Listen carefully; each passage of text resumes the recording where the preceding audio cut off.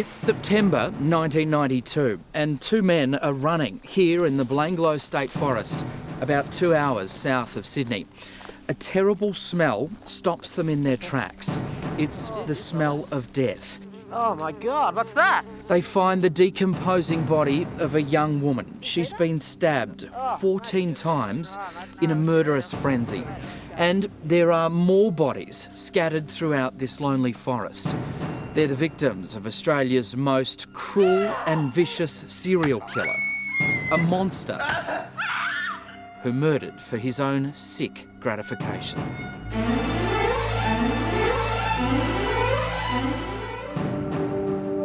In the late 80s and early 90s, Australia is a mecca for backpackers.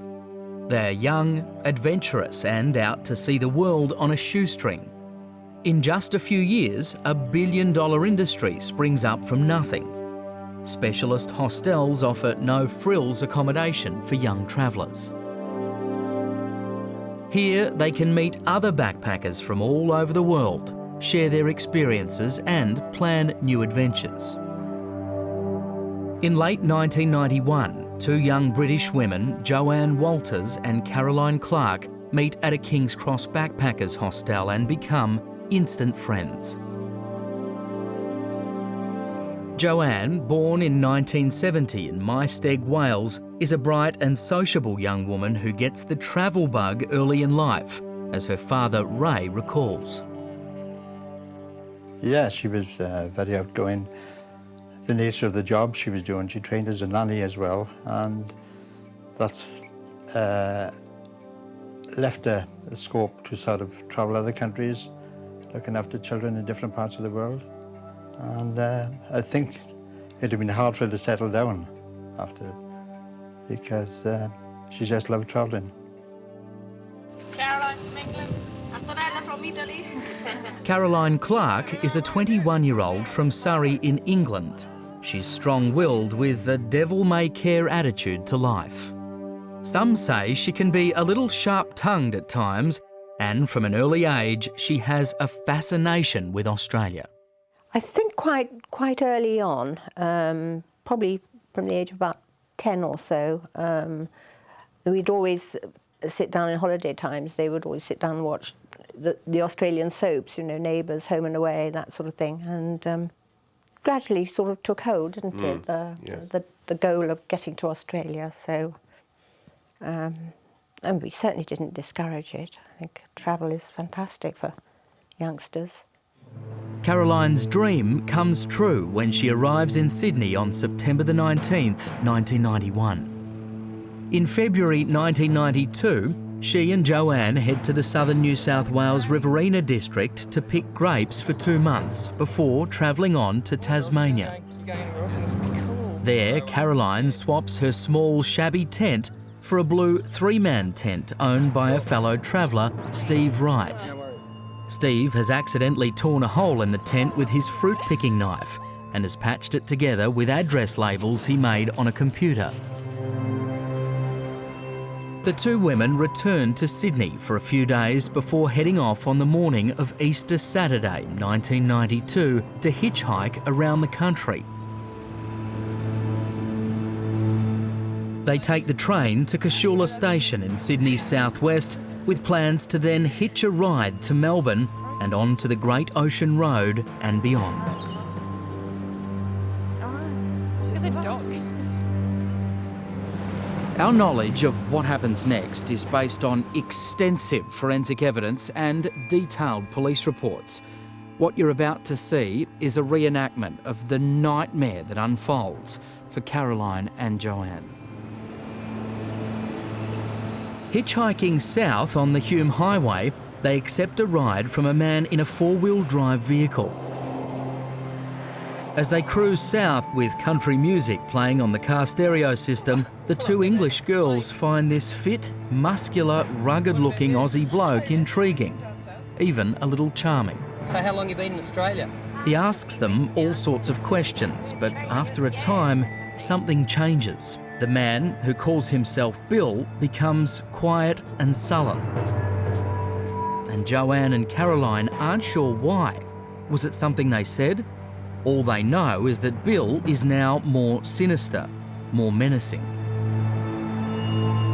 He stops the four-wheel drive, makes an excuse to get out of the vehicle, I just want to grab a cassette from under the seat. I can't go driving without music. and then he pulls a gun. All right, we're just going to have a little bit of a game, all right? We're just going to... Don't shoot! Don't shoot! Get out of the car and I'll blow your head off. You hear me? Don't get out! He says he's going to rob the women, but if they cooperate, he won't harm them. He produces restraining ties and tells Joanne to tie Caroline up. Hold your hands up! Hold your hands up! Cross them! Clear up! Now! Then he ties Joanne up. You don't want to die here. We've got a couple of hours of fun to have yet.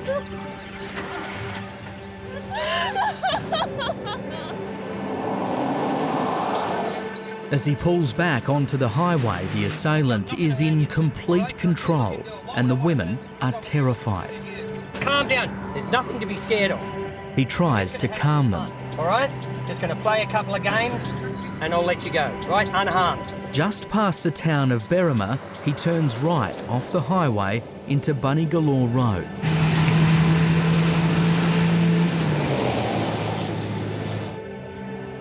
Caroline and Joanne are being taken deeper and deeper into the remote, rugged bushland of Belanglo State Forest. Stay in the car! They're taken out of the vehicle and into the bush. Get out of the car! Get out of the car! Walk! Move it! Move it, you bitch!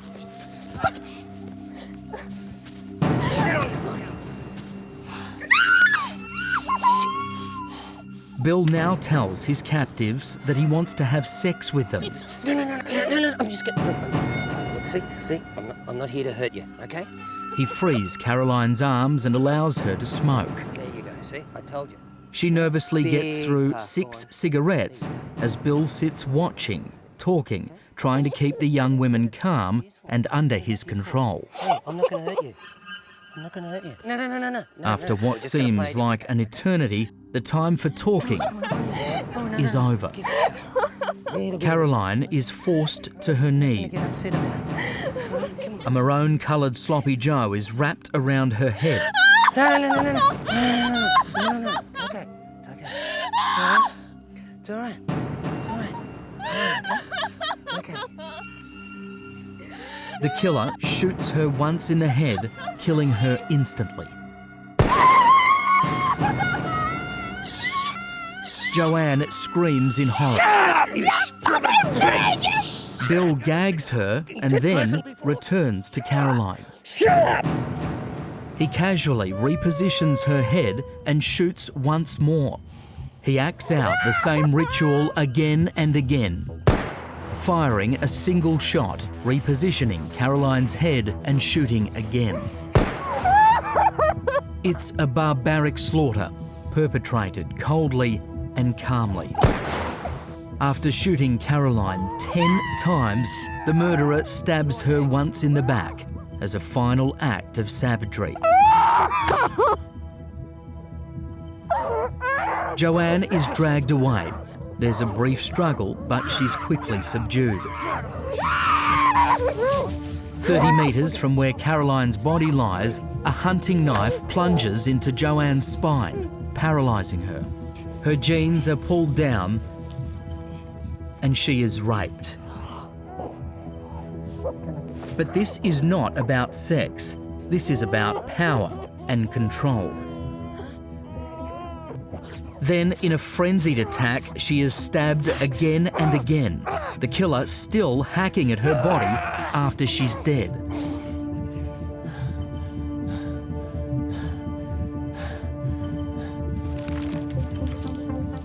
When it's over, the bodies are crudely concealed and covered with twigs and leaf litter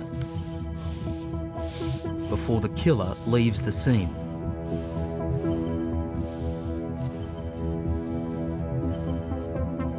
Weeks go by, and with no word from Joanne and Caroline, their parents begin to fear the worst.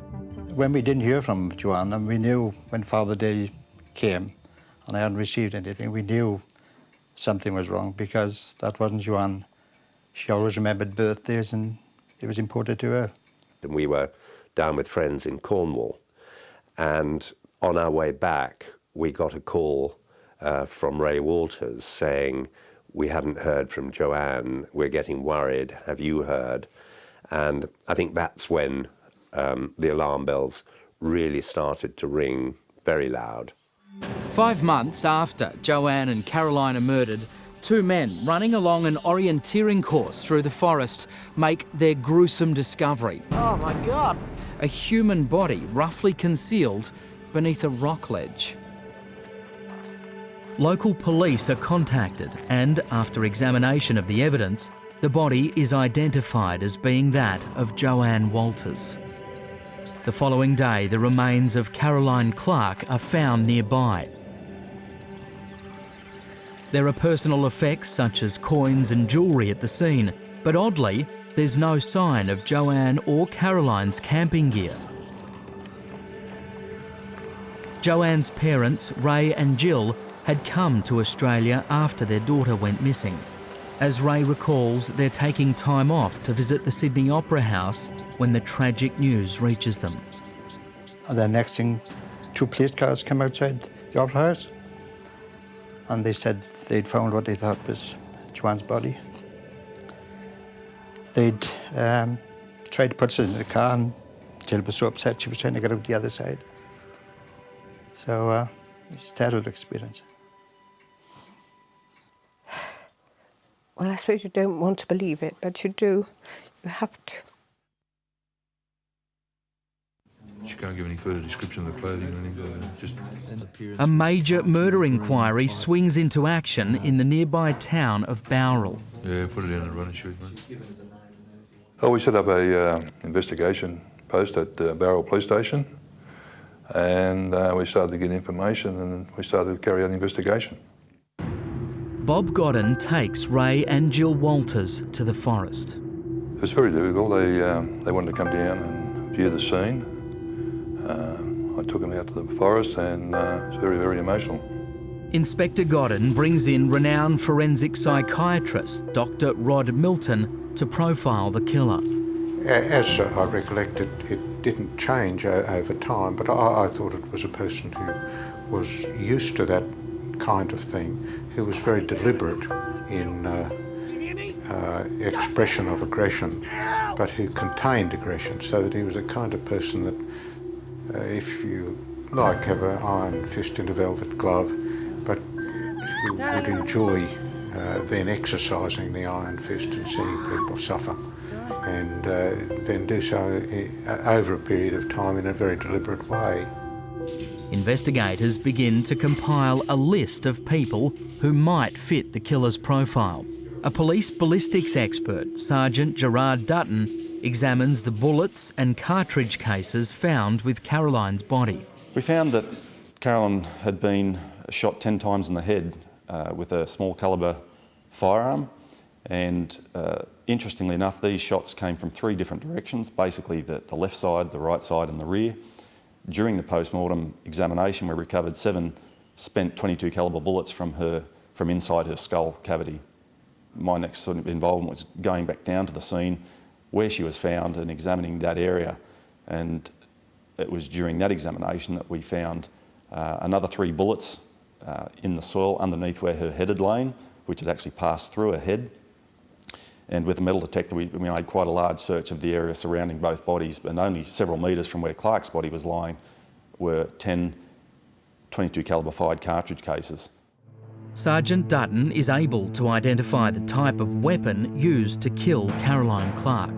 My laboratory investigations revealed that one gun had been used, and that it was, as far as I could determine, a Ruger model 1022 self-loading rifle.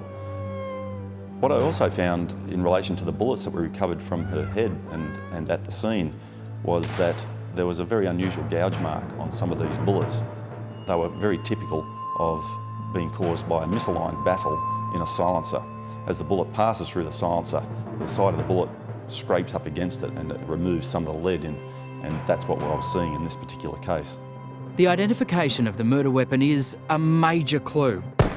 But there are 55,000 of these Rugers throughout Australia. With so little to go on, investigators are facing a daunting challenge. Then, more than a year after the bodies of Joanne and Caroline are found, a local man makes a gruesome discovery in the forest. It's the skull of a young Melbourne woman, Deborah Everest, who's been missing since 1989. James Gibson and Deborah Everest are friends, both living in Melbourne. James is a slightly built young man. His trademark black hat covers long hair pulled back into a ponytail. A freewheeling spirit, he seems an odd match with his friend Deborah Everest. She's much more orthodox, and she's no fan of the alternative lifestyle.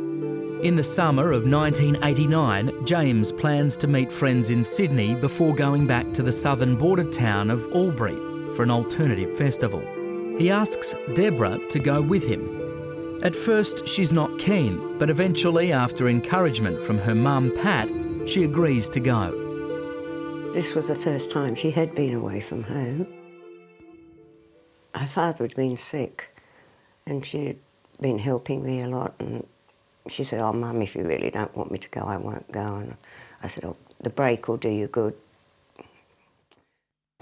On December 28, 1989, James and Deborah leave Melbourne for Sydney. Their parents don't want their kids to hitchhike, but James insists it's safe, as long as they travel as a couple. James takes his credit card and a backpack containing clothing, food, his camera and a notebook. By the time they get to Sydney, their friends have already left for Albury, so James and Deborah stay the night and then they set out the next morning between 9 and 9:30. They catch a train to Liverpool. Later evidence will indicate they walk south along the Hume Highway until they reach some shops at Kashula. A man approaches them and points to his four-wheel drive vehicle. He offers them a lift and they gratefully accept.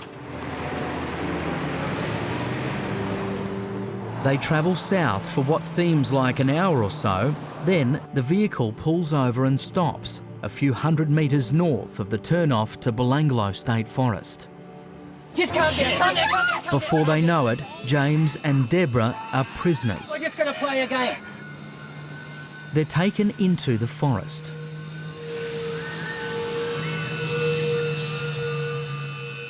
Shit. James is quickly disabled by a knife wound to his spine, and then he's left as the killer turns his attention to Deborah.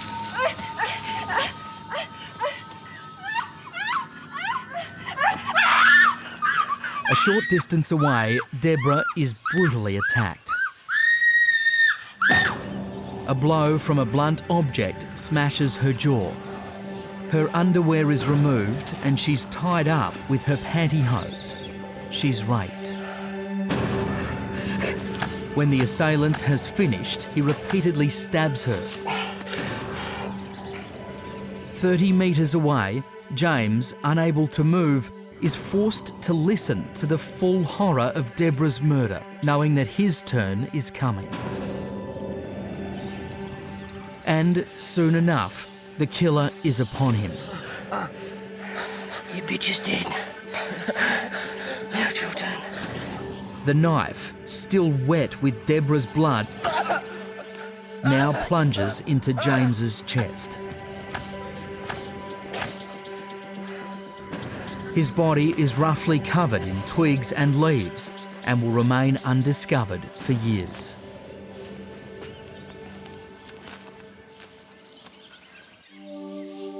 The day after the murders, a man riding his bike through Galston Gorge on the northwestern outskirts of Sydney finds a camera, James Gibson's camera. The man thinks nothing more of it. 3 months later, James's backpack is found by the side of Galston Road. Police search the area, but no more clues are unearthed. In fact, there's no trace found of James or Deborah for more than 3.5 years. During the agony of those lonely years, Pat Everest clings to the forlorn hope that Deborah may still be alive. You can't, when it's your child, you never give up hope, ever. Despite what I believe, perhaps deep down, I never gave up hope that I would see her again. It is now October 1993, 13 months after the bodies of Joanne Walters and Caroline Clark were discovered in Belanglo State Forest. Bruce Pryor, a local potter, knows this forest like an old friend, and he takes a keen interest in the progress of the Clark and Walters murder investigation. He spends long hours tramping through Belanglo, using his local knowledge to look for clues. He searches the area for months. Then, one day in October, Bruce follows a hunch and drives his truck to a little-known fire trail called the Morris Trail. So I get out of the truck, lock the truck, and take my walking stick and head off through the scrub. And within 50 metres, I'd come across the thigh bone lying on the ground. So I picked it up and thought, well, it could be a kangaroo, but there was just the head on the femur, and a human doesn't have the large webbed bony protrusion that the kangaroo does. And I thought, it looks awfully like a human bone. Then I put the bone back down on the ground, and at one point I'm pushing through this sort of pea scrub, and there's a skull on the ground. The remains are those of Deborah Everest. Bruce Pryor reports his grisly find to police. Soon the area is teeming with investigators. One of them finds a black hat similar to the one James Gibson was wearing before he disappeared. Then we wandered around to where the detective was indicating something beneath one of the trees, and in turn they stood up on a rock and just stared at what just looked like a flat area of ground with a whole heap of twigs and branches lying on it. And eventually I was invited to have a look as well, and it took me 60, 80 seconds before I realised that what I was looking at underneath the leaf litter and the branches was a skeleton. An examination of dental records proves that these are the remains of James Gibson. A forensic pathologist, Dr. Peter Bradhurst, examines the two bodies. He confirms that both died horrifically, and he gives an insight into how the killer disabled James before he raped and murdered Deborah. A stab wound in his spine would have paralysed him because the cut or evidence of the cut into the vertebral column indicated that it had gone through the vertebral canal and would have severed the spine. It seems highly possible that there's a connection between the murders of James Gibson and Deborah Everest in late 1989 and the killings of Caroline Clark and Joanne Walters in 1992.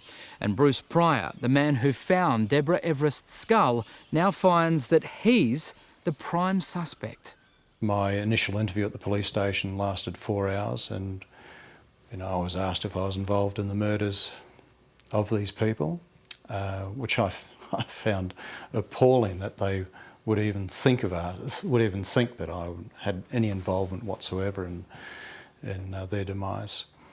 So here I am, I'm sitting there waiting for the slap on the back and saying, I've done a good job, and suddenly I realise that I'm actually under investigation.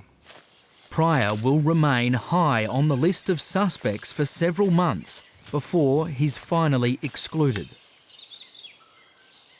Meanwhile, Inspector Bruce Couch leads a police search through the forest. We first became involved when the Victorian couple were found. And our close-in compressed search of that immediate area and the surrounds, probably 200 metres square, we located some other bone fragments from bodies. And that took a number of days. It had to be specific, and one of the victims' bodies had been disturbed, I believe, by animals. So there were bone parts moved about.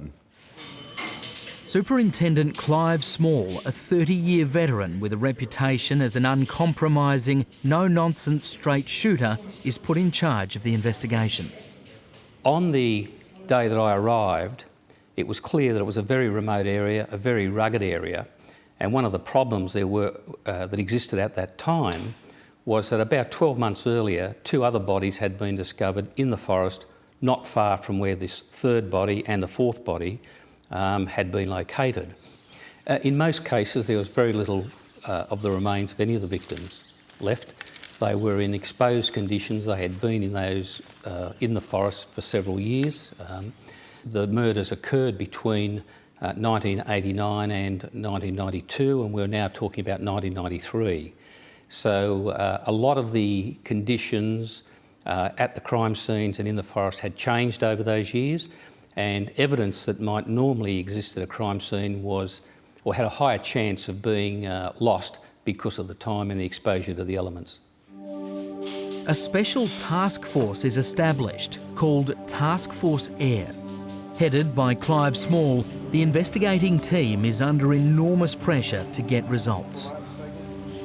The pressure was quite considerable, and it was coming from a number of different perspectives. What we had again was a media that was trying to jump ahead of the investigation, so we had to get some control of that. The pressure on looking after the welfare of the police that were down at this location was a major issue. And of course there was a general political pressure that existed when we had stories of serial killers running around in the highlands and those sorts of reports. John Fay is the Premier of New South Wales, and the Belanglo Forest happens to be in the heart of his electorate. So for him, this is personal as well as political. The winner is Sydney, Australia. And just 1 month earlier, he had led Sydney's successful bid for the 2000 Olympic Games, based partly on Australia's reputation as a safe country. And then almost instantly, here was a country that had some dark secrets, that was getting publicity all around the world. It seemed so contrary to all that we'd represented as being Australian. And I must say that it made me very apprehensive to put this matter to rest. Now a team of 40 police is combing the forest for clues and possibly more bodies. We were aware that there were a number of people missing. What we certainly couldn't tell at that time was, of all the people we had listed as being missing, who of those could be in the forest and who were not relevant to the forest. 2 weeks into the search, the investigators' worst fears are realised. Another body is discovered. It's the remains of Simone Schmidl, a young German woman, murdered and left in the forest almost 2 years earlier. 20-year-old Simone Schmidl hails from the town of Regensburg on the edge of the Bavarian Alps in Germany. Known by the nickname Simmy, she's an experienced traveller. She's outgoing and adventurous, and by late 1990 she's made plans to travel to Australia. She purchases a distinctive-looking backpack, a sleeping bag and a band to tie up her sleeping mat. She later buys a green water bottle and writes her nickname, Simmy, on it in marker pen. She arrives in Sydney in late September. She rings her father, Herbert, and tells him how friendly everyone's been. Herbert urges his daughter not to accept lifts from strangers. Simmy promises him that she won't. And there's some good news. Her mum is coming to Melbourne, so Simmy decides to meet her there. Bye. On the morning of January the 20th, 1991, Simmy sets out for Melbourne. She wears a purple headband to hold back her hair. The trains aren't running today, so she takes a bus to Liverpool and then begins walking towards Casula. A local woman sees a young girl with a shock of dark brown hair and a huge backpack walking along the highway beyond Liverpool Station. A short time later, the woman glances again and the girl is gone. In that brief interlude, Simi has accepted a lift. The man with the four-wheel drive is charming and helpful. As they drive south beyond the town of Mittagong, the driver becomes more aggressive. He launches into an anti-Asian diatribe. Then, without warning, he pulls over and pulls a gun. Okay, wait, nothing wrong. Calm down! Calm down! Calm down! You're yelling to blow your head off! Calm down! Simi is helpless. You gonna stay calm? The man quickly gains complete control, binding the terrified young woman with an elaborate wire and rope restraining device. Stay nice and calm. Okay. At the same time, he tries to reassure her that she'll come to no harm if she just gives him what he wants. You calm? Feeling good? Good. The vehicle turns into Belanglo State Forest. Simone is gagged and taken into the bush.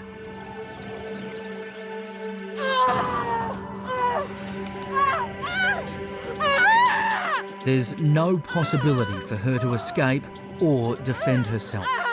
Suddenly, a knife plunges upwards into her spine, instantly paralysing her. Now, this predator can take all the time he wants. Only one person, the killer, knows how long this innocent young woman is made to suffer. But finally, her terrible ordeal ends with 4 horrendous knife blows. The murderer takes a few moments to survey his handiwork. Then he covers the body of Simone Schmidl in leaf litter and twigs and walks away.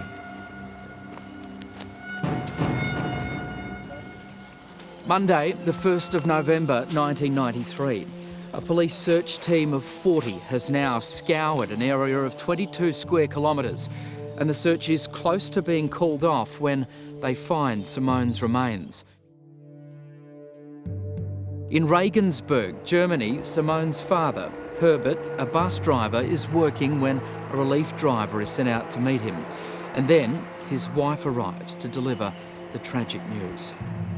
Dann stieg ich ins Auto und habe meine Frau mitgeteilt, also am Radio über die. And as I got into her car, she informed me that they had announced on the radio that Simone's body had been found.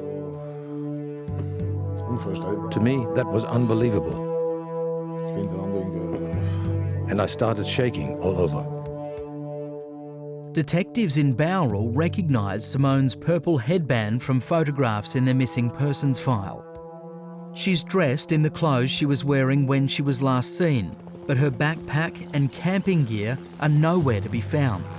Clive Small is attending a conference in Sydney when he's notified that a 5th body has been found. He suspects that it won't be the last. By the time we got to the discovery of the 5th body, based on the records that were available and what we had at the time, we suspected that there were probably another 2. The search team under Inspector Bruce Couch is dramatically increased.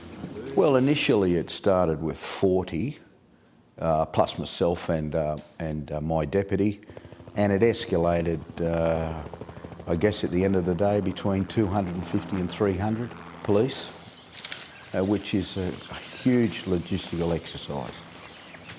Police walk shoulder to shoulder through the forest or crawl on hands and knees, searching for the most minute of clues.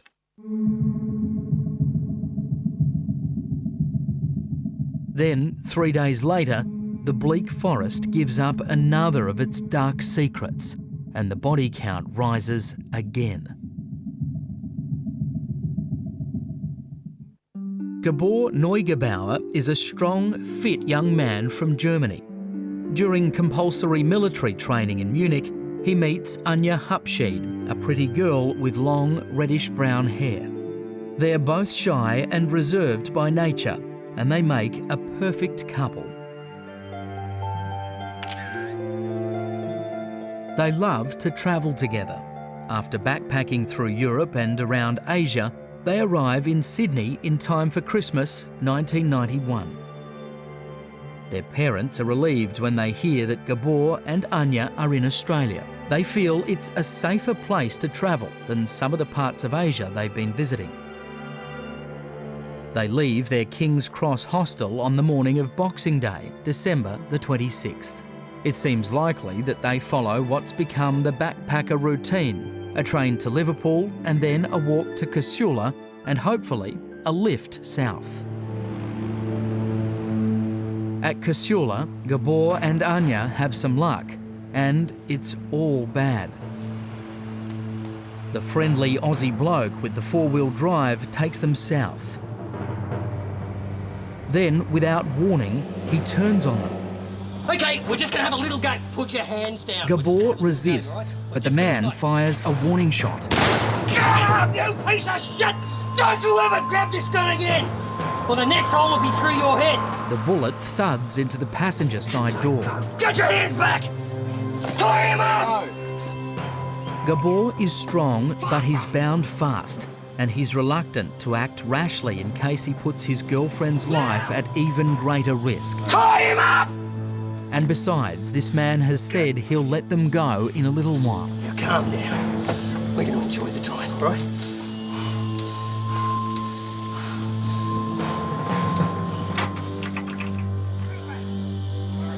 But soon the kidnappers' intentions are clear. Get up!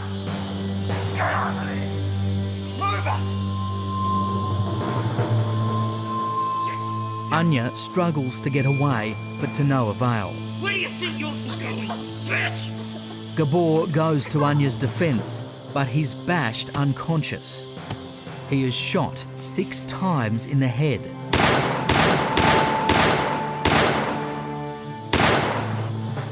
Anja knows that she too is doomed.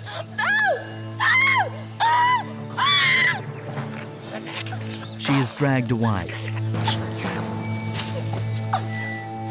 Later, we don't know how much later, a macabre ritual is played out. The young German woman is forced to kneel with her head bowed. Then she is, in effect, executed, decapitated with brutish force. The bodies are dragged to their final resting places, 55 metres apart. A money belt containing currency, airline tickets and travellers' checks is left 60 metres from Gabor's body and 20 metres from that deadly restraining device. Anja's jeans are left more than 150 metres away, along with drink bottles, rope and empty bullet boxes. Serial numbers on those bullet boxes found here in the forest will ultimately help identify the killer. Coming up, the police search team's fears are realised as this dark forest reveals more of its terrible secrets. By November the 1st, 1993, a total of 5 bodies have been found in the Belanglo State Forest, a 2-hour drive south of Sydney along the Hume Highway. James Gibson and Deborah Everest from Melbourne, Caroline Clark and Joanne Walters from the UK, and Simone Schmidl from Germany. All have been savagely murdered, some shot, some stabbed, some sexually violated. Then, just 3 days later, the bodies of the young German backpackers Gabor Neugebauer and Anja Habschied are discovered, and the murder count rises to 7. By the time we had discovered the 7th body, it was clear, in our minds at least at that stage, that we had one person responsible for all the murders. We had a lot of common features that were emerging, and I think it was fair to say at that time it was an appropriate time to declare or express the view that we had a serial killer, and I did that.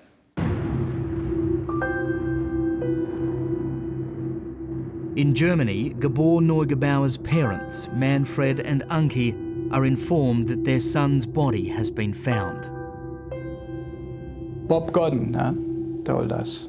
But before, journalists are calling every morning at 6 o'clock and told us they have found a boy or a skeleton with a head, and so it must be your son. And then a breakthrough. Bullet cases found at the site were fired from the same Ruger that killed Caroline Clark. We found a number of Winchester cartridge cases and a number of Ely brand cartridge cases, as well as bullet damage to trees and other things. And this was quite exciting because once I'd had an opportunity to examine these cartridge cases, I was able to establish that the Winchester cartridge cases had all been fired in the same weapon that was used to kill Caroline Clark. And now we had a definitive link between two of these murder scenes. Did he say where he was when it happened? Anyone with information is asked to call a toll-free hotline.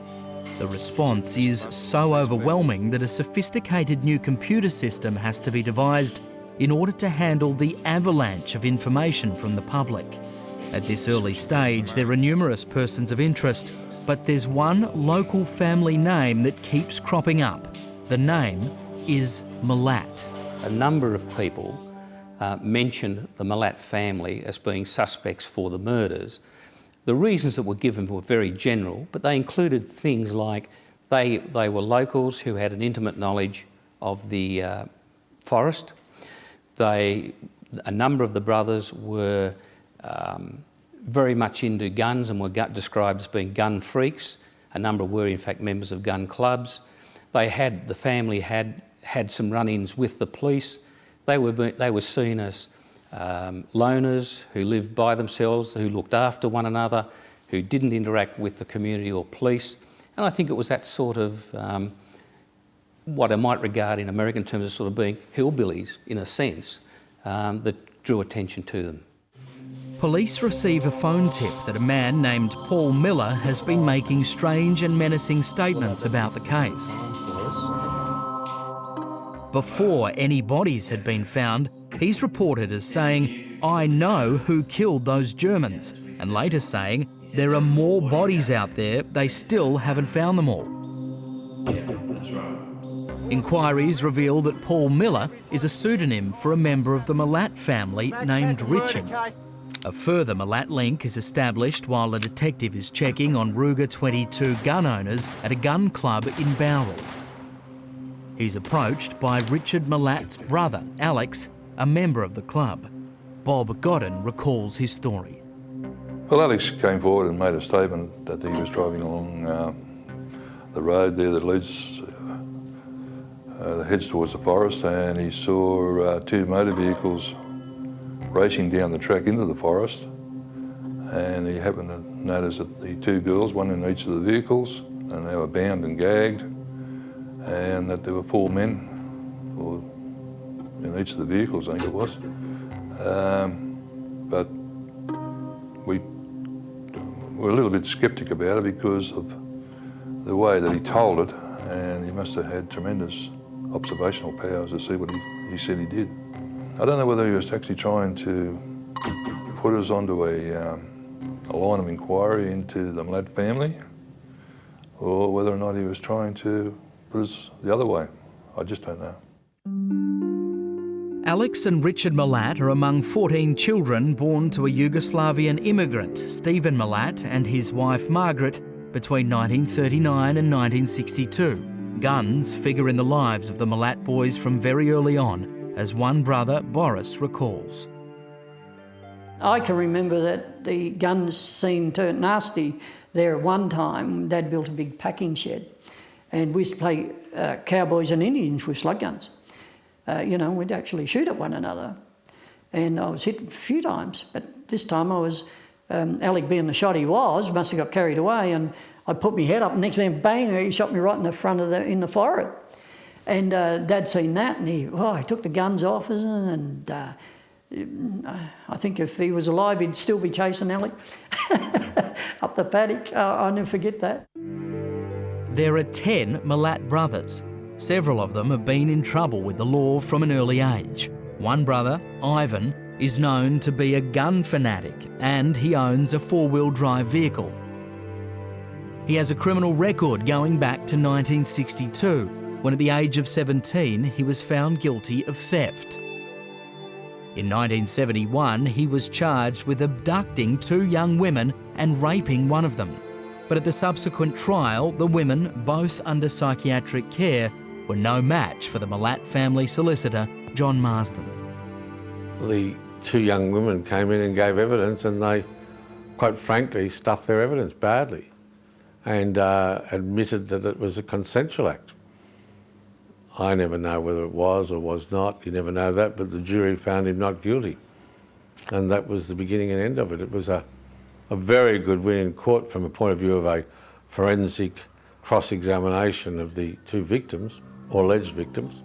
The police hunt for the backpacker killer is now the largest murder investigation in Australian history. And at last, it's beginning to uncover some solid leads. With the Milat family under scrutiny, investigators continue to search for the owner of the Ruger 1022 used to kill Caroline Clark and Gabor Neugebauer. The ammunition boxes found near Gabor's body have batch numbers on them, so police contact the ammunition factory in Victoria where they were manufactured. We sent police down to Melbourne. They went through the records of the factory and were able to identify that they'd been sold in the year or so prior to the first murder, and that they'd been sold to something like about 55 gun shops around Australia, and about half of those were in New South Wales, and a number of them were in the Sydney area. One gun shop in Sydney's west is found to have sold bullets from the incriminating batch to a man using the name Ivan. Ivan Milat works on road gangs for the Roads and Traffic Authority. The work takes him to a variety of locations, including a number of unsolved murder scenes. He was also working in the Galston area, northwest of Sydney, when James Gibson's backpack and camera were left there. And what's more, police inquiries reveal that Milat was not at work when all 7 backpackers disappeared. Clive Small has a burgeoning file on Ivan Milat and his brothers, but there are still too many pieces missing. Then a story emerges that puts Ivan squarely in the picture. It's a story that's been buried since shortly after the first murders took place. In late 1989, a young Englishman, Paul Onions, arrives in Sydney with plans to see as much of Australia as he can. On January the 25th, 1990, he sets out for Melbourne, hoping he can hitch a ride at least part of the way. At Casula, he accepts a lift from a man in a four-wheel drive vehicle. As he settles into the vehicle, Paul, a keen cricket fan, notices that this bloke Bill looks a bit like the great Australian fast bowler Dennis Lilly, with that characteristic long, droopy moustache. You brothers and sisters? Yep. Bill starts to ask Paul Onions questions. Does anyone know you're headed down to Melbourne? Are you meeting somebody tonight? So you're out here all by yourself? That's right. It's brave. Bill says he lives locally. He's divorced and his family is originally from Yugoslavia. Yugoslavia, over your way. But as the afternoon wears on, Bill's mood changes. He becomes withdrawn. Paul can't get a word out of him. But Paul's never hitchhiked before. He doesn't know exactly what to expect. Maybe he's being overly suspicious. Then, south of the town of Berrima, Bill says he needs to pull over. We're just about out of radio range, so I'm just going to look for a spot to pull over and grab some tapes. That doesn't make sense. There are tapes right there between the driver's seat and the passenger's seat. Paul is becoming edgier as Bill finds a place to stop. Mate, I just got to grab those cassettes. I got to have music. Paul gets out to stretch his legs. What are you getting out of the car for? Get back into the car. But Bill turns on You're him. right if you're not in the car. Paul looks around to see how much traffic is on the road, just in case he needs to make an escape. Look, I've got to get this. He said, stay in the car, will you? He tries to calm himself down and again tells himself he's just being overcautious. Right, this is a hold-up. This is a hold-up. Relax, relax. You know what this is? You know what this is? Calm down. Stay in the seat. Don't get out of the seat. Put your seatbelt back on. Calm down. Put your seatbelt back on. What are you doing? What are you doing, you stupid? Paul dives out of the vehicle and runs for his life up the highway. Stop or I'll shoot! Bill gives chase and starts shooting at him. A local woman, Joanne Berry, is driving south with her sister and her children as she comes across the scene. Passenger side guy was trying to wave down a car as if something was terribly wrong, and the second guy tackled him on the road, pushed him onto the medium strip. They seemed to wrestle a bit there. Then the first guy got up again and was running onto the road trying to wave down cars. Got tackled again. Got up again, ran, and he stood right in front of my vehicle in the lane. I'd been slowing down because I didn't want to run over anybody. He came up to the driver's side window, said, "Help me, he's got a gun." I initially said, "No, look, I've got all these kids, I can't do anything." Somehow I got off the road. The first guy hopped in. Get out of here, go! I reversed up the side of the road. We sat there and watched as the driver of the four-wheel drive started running back to his car. He looked to be hiding something, you know, like he was running as if he had his arms folded across his chest. He hopped in his vehicle and just drove off. And I then drove up, did a U-turn where I could and drove back to Barrel. A constable takes a statement from Paul Onions at the Barrel police station. But there's no real urgency. This seems to be no more than a routine case of attempted robbery. Paul hears nothing further about the incident and eventually returns home to England. The police report is simply filed away. By the time it resurfaces 4 years later, Simone Schmidl, Gabor Neugebauer, Anja Habschied, Joanne Walters and Caroline Clark will have all lost their lives.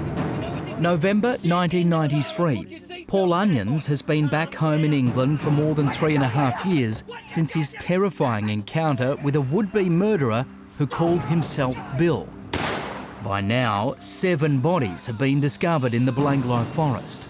Believing that this man, Bill, might be the backpacker killer, Paul rings the police toll-free hotline in Australia to tell his story.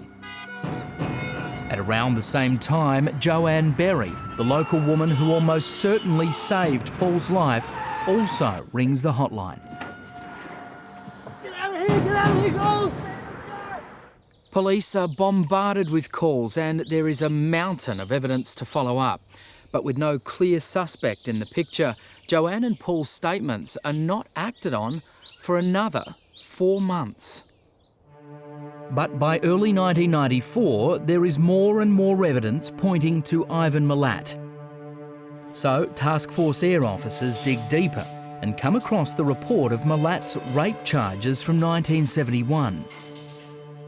Then they take another look at the extraordinary story told by Paul Onions and corroborated by Joanne Berry. Some investigators are now convinced that Milat is their man. Clive Small, though, is still being cautious. By around March, we had gathered quite a lot of evidence that suggested Milat's involvement, Ivan Milat's involvement in the murders. I wouldn't say it was sufficient to arrest him and charge him with those offences at that time. One of the investigators had spoken to Paul Onions on the telephone. There were actually several calls to discuss what he could remember about the incident, what he could describe. And based on those telephone calls, we were convinced that he was talking about the Belanglo murderer, that his evidence was vital, and that for court purposes we needed to be careful about how we spoke with him on the phone, and the best approach was to bring him out here, make sure that we did everything formally, made sure it was done correctly and beyond question, and the decision was made to bring him out. Paul Onions arrives back in Australia and is taken to the area where the attempted kidnapping took place back in 1990. It's just 800 metres north of the Belanglo Forest turnoff. Back at Task Force Air headquarters, Paul is shown a videotape of 13 men with moustaches. He looks at the tape twice and both times identifies face number 4. It's Ivan Milat. A few weeks later, detectives visit the home of Ivan's brother, Alex, and his wife, Joan. And Alex shows them a backpack that Ivan had given to Joan. The investigators are certain it's Simone Schmidl's backpack. This is the first hard evidence that directly links Ivan Milat to the backpacker murders. Once we had that backpack, we knew we were on the right track. We had that little bit of extra evidence, and it was decided to go in. A massive force of almost 300 police mobilises to move on properties associated with the Milats. Ballistics expert Sergeant Gerard Dutton is assigned to the group targeting Ivan's house. May the 22nd, 1994, from memory, that I was to be one of 4 searchers to conduct a search upon Ivan Milat's house, and simultaneously police were conducting or going to carry out searches on other properties belonging to other members of the Milat family in New South Wales and Queensland.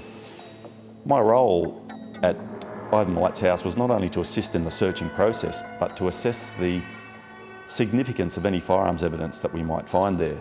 And I spent 3 days searching the house, and then I left to continue work back in the laboratory while the search actually still carried on. But by that stage we'd found some very, very interesting and promising evidence. Ivan Milat is arrested. Police discover a mountain of evidence against him. They find a vast hoard of weapons and numerous items belonging to the victims, including Simone Schmidl's green water bottle. The name Simi has been scratched out but can be seen when examined under infrared light.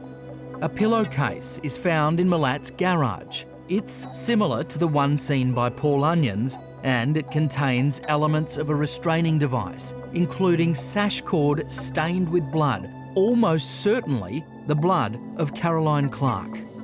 A photo is found of Milat's girlfriend wearing a Benetton top identical to the one owned by Caroline, and it's of a type that's sold in England but not in Australia. At the home of Richard Milat, police find sleeping bags belonging to Caroline Clark and Joanne Walters, and the tent Caroline's been given by fellow backpacker Steve Wright. Richard Milat disputes the findings to this day. It was not Caroline Clark's tent. We identified that tent at the courthouse not being hers. I don't know what they found at the court, but as far as I was ever concerned, it was never her tent. But the tent has a hole repaired with computer address labels consistent with the hole that Steve Wright had made with his fruit-picking knife. At the home of the Milat matriarch Margaret, the search uncovers weapons and a crucial piece of evidence, a blue Next brand shirt belonging to Paul Onions. And there's more of the victim's property and more weapons and ammunition scattered over several other Milat properties. Some of the ammunition matches batch numbers found at 2 of the murder scenes. But the most incriminating discovery is found in a wall cavity in Ivan Milat's home. An officer shows it to Gerard Dutton.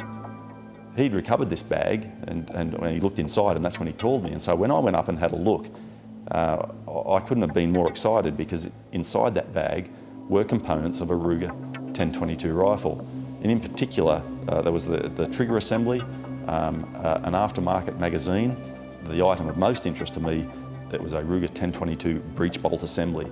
And I was tremendously excited, because that offered a real potential to marry up the marks that were left on the cases in the forest using that particular component.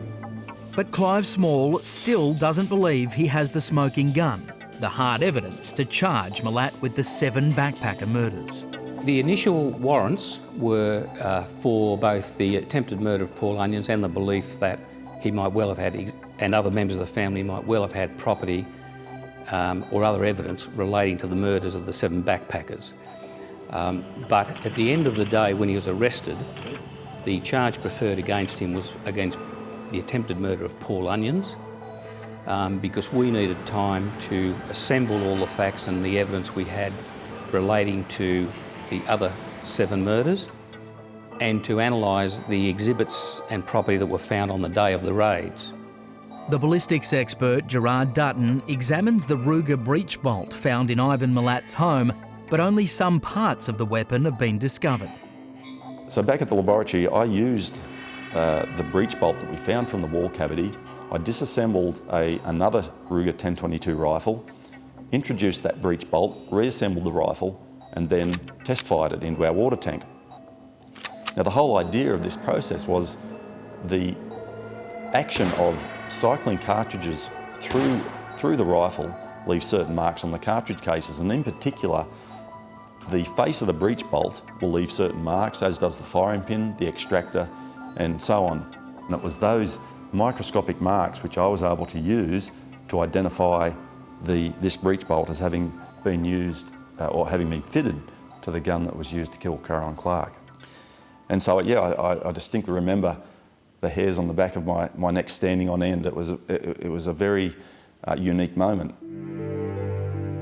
On May the 31st, 1994, Ivan Milat is charged with all 7 backpacker murders.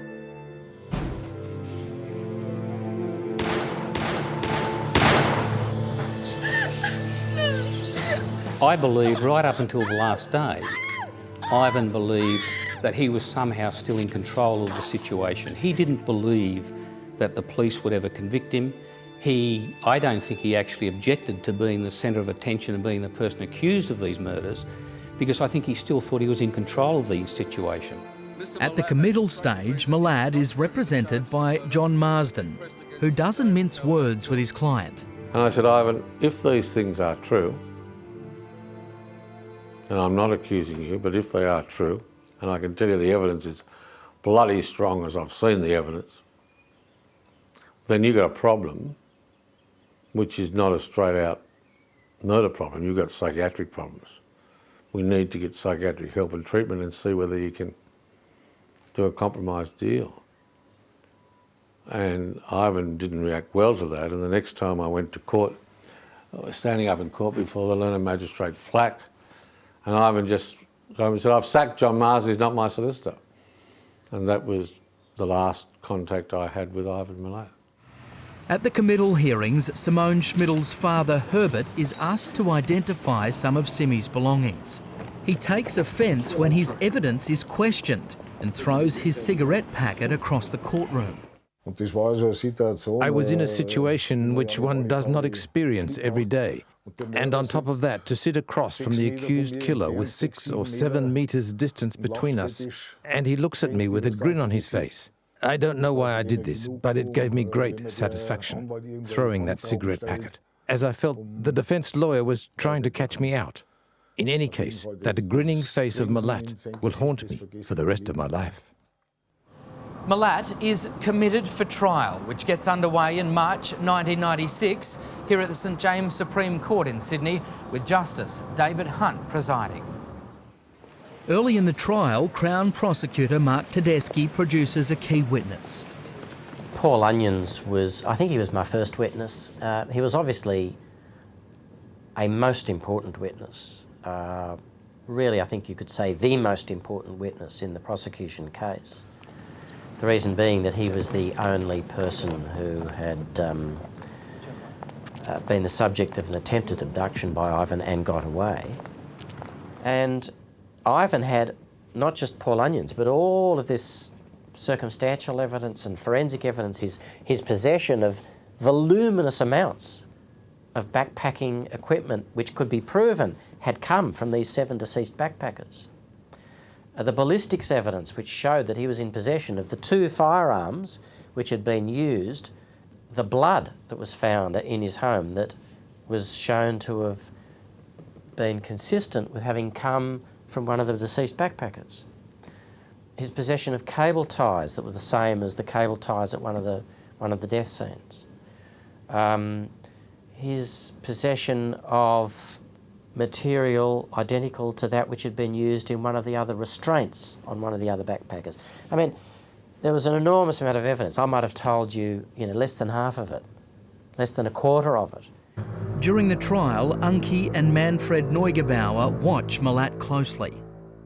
I said to the policeman, I wanted to see in his eyes, to look what happened.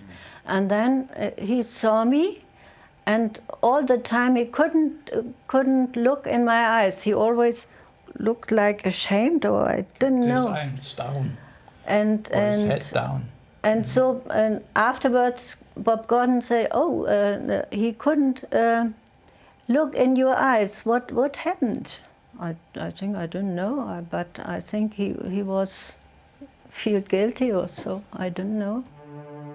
The defence case centres around the possibility that other members of the Milat family are the killers rather than Ivan. In his summing up, Crown Prosecutor Mark Tedeschi addresses that issue. What I said to the jury was that I was not able to prove definitively that Ivan had committed any of these 7 offences on his own. Nor was I required to prove that he was on his own. All I had to prove beyond reasonable doubt in order for there to be a conviction was that he either did it on his own, or that if it was more than one person, that he was one of them. On July the 24th, the jury retires and a nation waits breathlessly for the outcome. 3 days later, the jury returns its verdict. Ivan Milat is guilty as charged. Deborah Everest's mother, Pat, has sat through the trial, trying to come to terms with what this monster has done to her daughter. You expect to see a monster, but he was quite an ordinary looking fellow. And it's still very hard to believe that a person could do that to someone else. Even now, I find it hard to believe that one person could deliberately set out to torture and kill someone they didn't even know just for the pleasure of it. I mean, he just must be pure evil, that man. I just can't imagine it.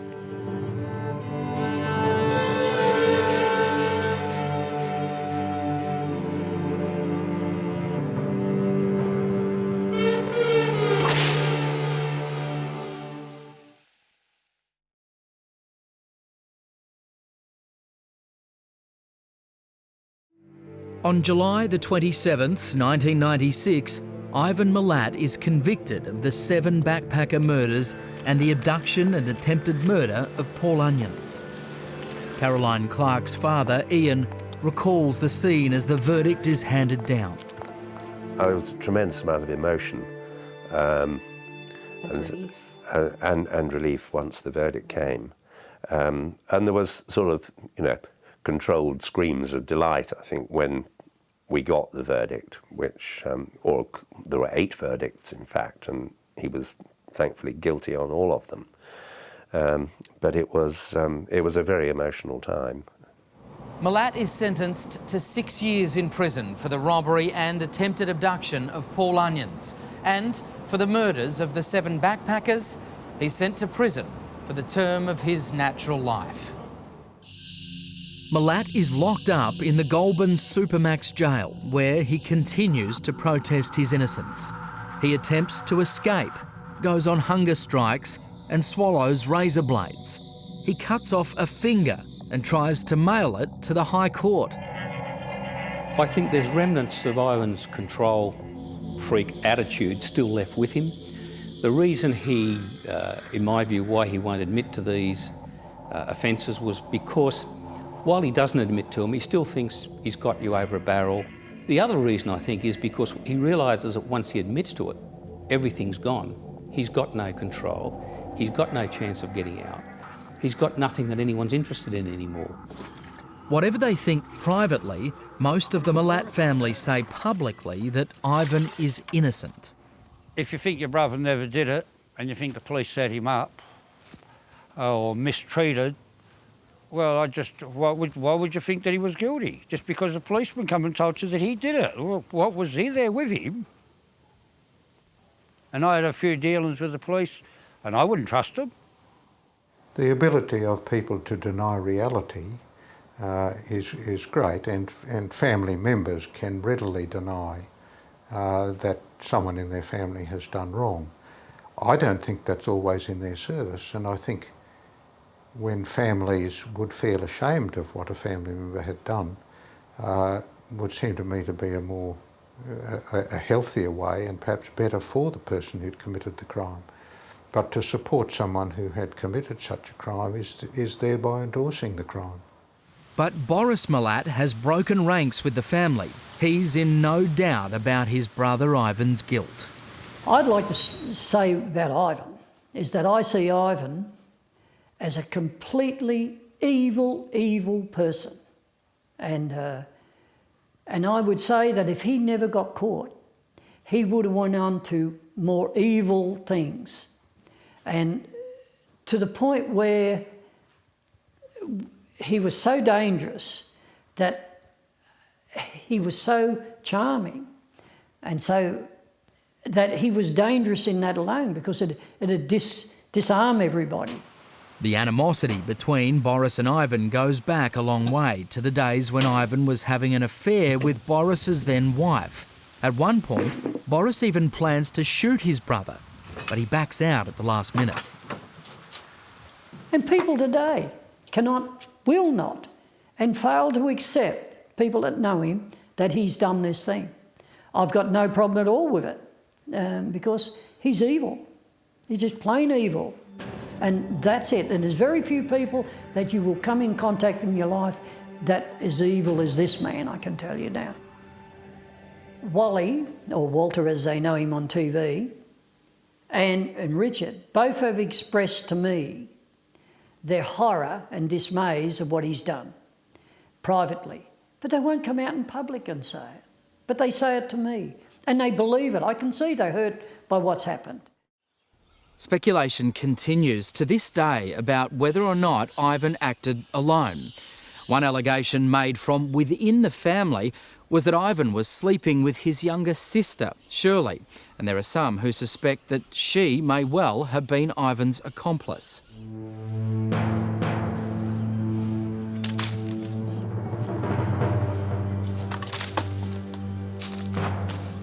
To my way of thinking, in all the years I've been doing forensic firearms casework, if you only had the one shooter there with 2 rifles and 2 boxes of ammunition, I think the likelihood would be quite high that some of that ammunition would have been fired in both rifles, and we would have had evidence of that, but that wasn't there.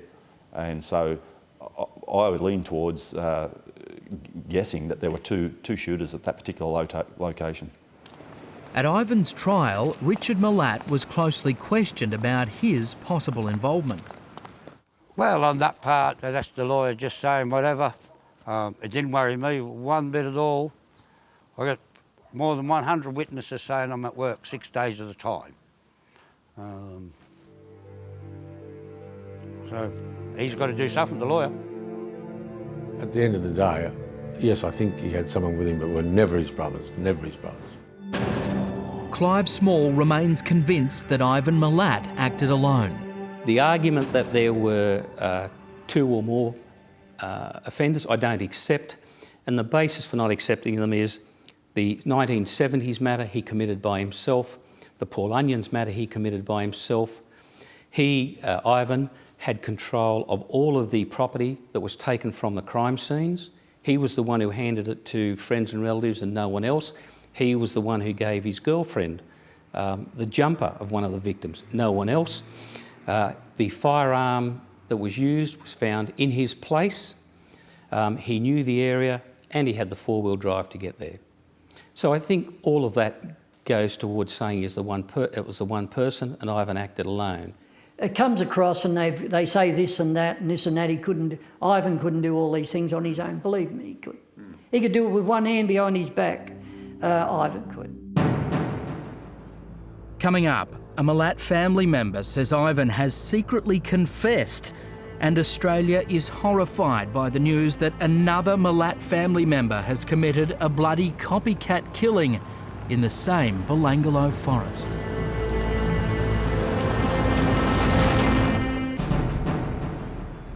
Bizarre secrets of the Milat family continue to emerge, including the sensational claim that Ivan finally confessed his guilt. As George Milat tells it, their mother, Margaret, was dying in 2001 when she visited Ivan in Goulburn prison. And I was having some lunch with Mum. Across the table, and I looked at her and I says, Mum, did he tell you something you didn't want to hear? He admitted he was guilty. However, Richard Milat is certain such a confession never happened. No, I would have told my mum he never did it. He's still saying that to me today, that he never did it. So he wouldn't have been telling my mum. It would have only upset her really bad. So even if it was true, he wouldn't have said that at all to her. But George's account rings true to Clive Small. And I say that because Ivan was very close to his mother. He was in many ways as a mummy's boy. And I can see how her putting that question directly to him would impact on him. So I think it's quite believable. There are still many unsolved murders and missing persons cases in Australia where the evidence strongly suggests that Ivan Milat was involved. During Task Force Air's investigations, an exhaustive search is made of cases from 1970 onwards. Investigators turn up 43 missing persons from 36 separate incidents and 11 unsolved murders involving the killing of 16 people. They conclude that it's possible Milat was involved in up to 14 of the missing persons cases. Of the 16 murders, Milat is a prime suspect in 3 cases, and his involvement in others cannot be ruled out. We would suspect on the inquiries that were made that there are probably 3 or 4 other murders that Ivan is good for, but there's simply not enough evidence there to prove it. Milat has been brought to justice, but for the parents of James, Deborah, Simone, Gabor, Anja, Caroline and Joanne, the agony goes on. Their children were taken from them in the most horrific circumstances. What they've had to endure and must endure for the rest of their lives is beyond comprehension. Milat has destroyed my entire life. He has completely thrown me. No one will ever know the pain I go through. An outsider has no idea what one has to cope with and how you have to experience it yourself to know what it is like to lose your only child. I feel so sorry, so down, really. It comes always from time to time.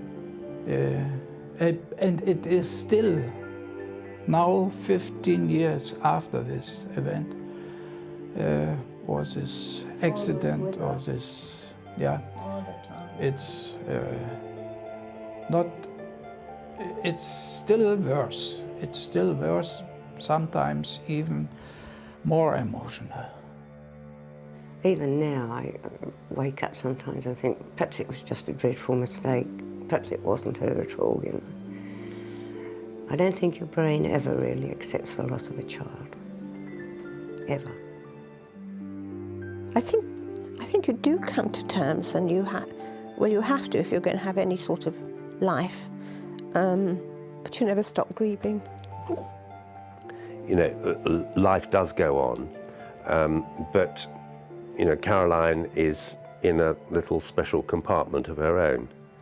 and you live round her, but you can always go in.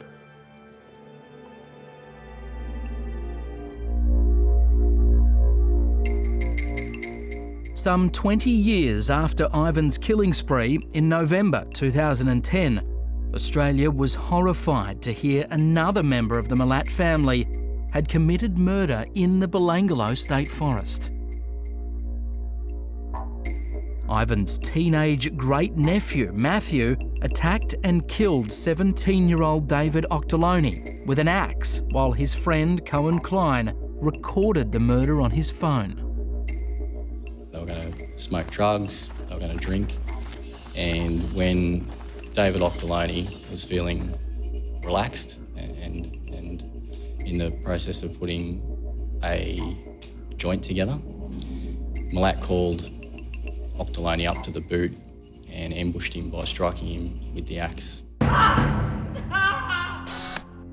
The axe struck him around about the midsection in the ribs.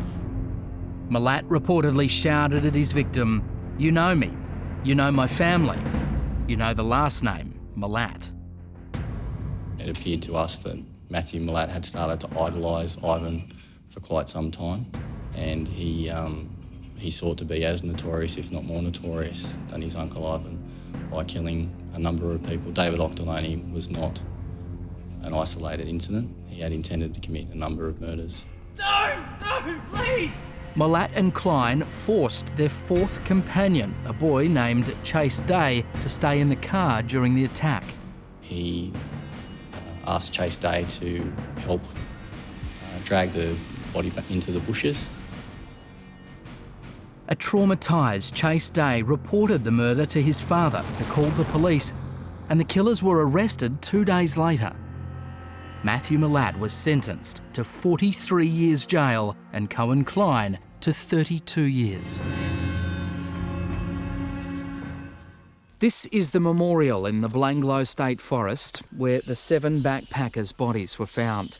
The gruesome murders forever tarnished Australia's reputation as a safe destination for young travellers, and few will now risk heading out to the highways to ask for lifts from strangers. Meanwhile, Australia's cruelest, most sadistic serial killer rots in jail, clinging on to his pointless denials. And so, for all we know, this forest may be hiding even more terrible secrets.